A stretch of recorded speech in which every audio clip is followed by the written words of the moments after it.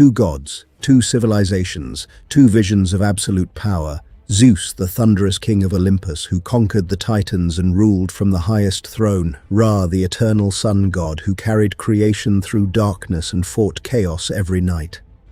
But if these two divine rulers ever faced each other, which one would truly have the power to stand victorious? Chapter 1. Two Thrones. Long before temples had names, two powers already ruled the unseen order of the world. Neither was a myth invented to explain what men could not see. Each was a will, a throne, a law unto itself. One held a weapon forged from the sky, a bolt that could split mountains and silence heaven in the same instant. The other carried no weapon at all. He carried a war, fought every single night against an enemy that never stopped coming, and never once did he lose. Chapter 2. The Question. If you want more gods placed against each other, subscribe. This channel exists for exactly this question. Today, two kings step into the same arena. Zeus, ruler of Olympus, Ra, sovereign of the Egyptian sun. If their powers ever collided, who would still be standing when the sky went quiet? Chapter 3. Born to be devoured. Zeus was never meant to rule anything. He was born into a family that devoured its own.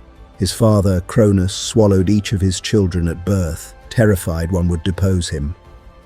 Zeus survived only because his mother hid him, smuggling a stone into Cronus's hands instead of a son.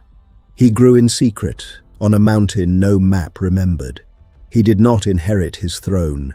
He had to take it.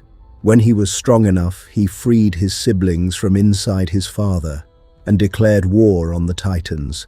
10 years the sky burned before they were chained in the deepest pit that existed, and Zeus stood where no one stood above him. From that day, every throne answered to him. Chapter 4. The Swallowed Creator. His thunderbolt alone could end a threat outright. It once struck down Typhon, a monster born to destroy Olympus, and buried it beneath a mountain for eternity. But there is an older story, whispered more than sung. Before Zeus ruled anything, he swallowed Métis, goddess of primordial wisdom, rather than risk losing his throne to her child. Older Greek voices went further, naming Zeus the one who absorbed Phanes, creation's shining firstborn, becoming, in their words, all things in one. If that tradition is true, Zeus didn't just conquer a cosmos that already existed. He consumed its very source. And yet he was never untouchable day to day, tricked by his own wife, briefly bound by lesser gods, afraid of the fates even kings could not command. Sovereign, but not always in control. Chapter 5. Crossing the Mediterranean. Now we cross the Mediterranean into a kingdom ruled by a god who was never handed a throne, because there was nothing yet to sit on. Chapter 6. Born from nothing. Ra did not conquer a world. He wrote one. Before Ra, there was only none, formless, dark water without shape or time. Ra rose from that nothing and shaped himself before anything existed to shape him. He spoke, and the first light broke.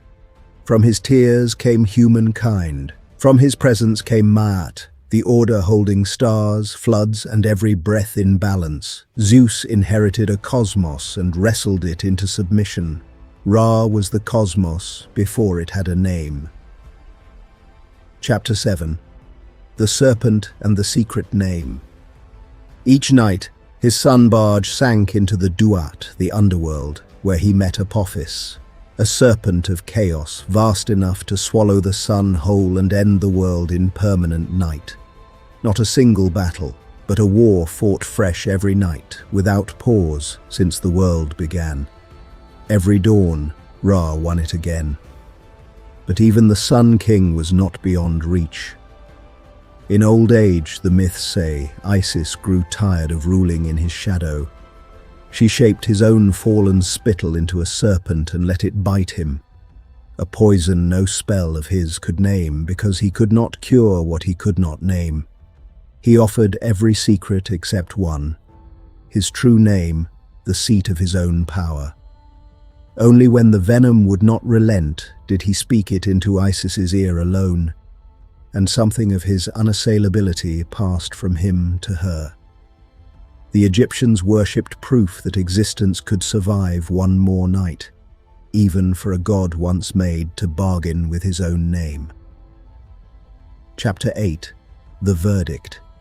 The evidence laid plainly argues with itself. Ra's case rests on necessity. He and the cosmos were never two separate things. Destroy him, and there is no world left to notice. Every dawn is proof the universe survives only because he keeps showing up. Zeus's case rests on a claim just as old and less comfortable. If the swallowed creator tradition is true, he didn't need to be the cosmos from the start. He absorbed the one who was. Ra defends creation from the outside, night after night. Zeus may have already put it inside himself. Neither king was ever fully beyond reach. Zeus feared the fates. Ra once traded his own name to survive a poison. Total power was never the story for either. The real story was what each risked to keep it. One god's power is that the world can't exist without him. The other's is that he may already contain what the world is made of. Which claim wins depends on the question you're asking. The myths never fully agree. Neither will we, not tonight. Chapter 9. Zeus, Ammon. Here's the strange part. This argument isn't new. When Alexander reached the Siwa oasis, its priests didn't greet him with a foreign god. They greeted him at the temple of Amun, and the Greeks who followed him saw one throne wearing two crowns, Zeus, Ammon, ram-horned and thunder-eyed. Perhaps the ancients had already answered the question we've just spent several minutes asking. Perhaps it was never a duel to begin with. Chapter 10. Next Pantheon. Still, tell me below, if it ever came to a real clash, whose throne stands last? If this pantheon earned it, hit like the gods, frankly, expect nothing less. And subscribe if you want more thrones uncovered, more kings placed against each other, one pantheon at a time. The next pantheon steps into the arena next week. Stay close. These gods are not finished being remembered. So who wins? Zeus, the king who conquered heaven, or Ra, the god who carried creation through every night? The myths refuse to give us an easy answer. Now it's your turn. Comment your verdict below, hit like if you enjoyed the battle, and subscribe for more gods, legends, and impossible matchups. The next pantheon is coming soon. Stay ready.